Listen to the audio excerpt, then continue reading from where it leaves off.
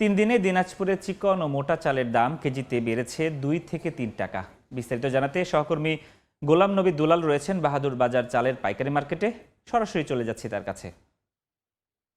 দুলাল, চালের বাজার নিয়ন্ত্রণে জেলা খাদ্য অধিদপ্তর মাঝে মধ্যে অভিযান পরিচালনা করলেও কিন্তু দাম দাম নিয়ন্ত্রণে নেই। গত কয়েকদিনে এখানে প্রতি কেজিতে চালের দাম বেড়েছে 2 থেকে 3 টাকা, যেটি খাবার চাল। আরেকটি হচ্ছে যে আপনার আতপ কাঠারি চালটা, সেটা প্রতি কেজিতে বেড়েছে 10 থেকে 12 টাকা। আমি এই মুহূর্তে বাহাদুর বাজার চালের পাইকারি মার্কেটে রয়েছি। সেখানে আমরা যে কথা বলেছিলাম যে বিশেষ করে এই ভরা মৌসুম, মানে আমন কাটা মাড়াই প্রায় শেষ। এই সময়ে চালের দাম বাড়ার কোনো যৌক্তিক কারণ নেই। তারপরেও দিনাজপুরের বাজারে কিন্তু প্রতিটি চাল 2 থেকে 4 টাকা বেড়েছে। আপনাকে জানিয়ে রাখি, আজকের যে বাজার সেটি হচ্ছে 28-29, সেটি 2 থেকে 3 টাকা বেড়েছে। আগে 60 টাকা, এখন 62 টাকা।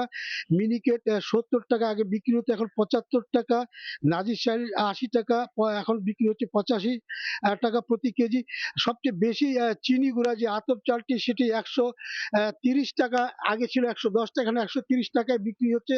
বিশেষ করে যে চিনি গুঁড়া চালটি, সেটি বিদেশে রপ্তানি হওয়ার কারণে তারা যারা আড়তদার যেটা জানিয়েছেন যে বাইরে যাওয়ার কারণে এই চালটির আপনার অনেক বেশি পড়েছে।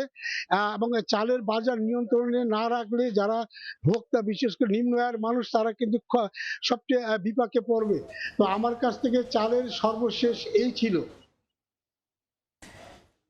চালের বাজারে দাম জানতে সরাসরি যুক্ত ছিলাম দিনাজপুর থেকে।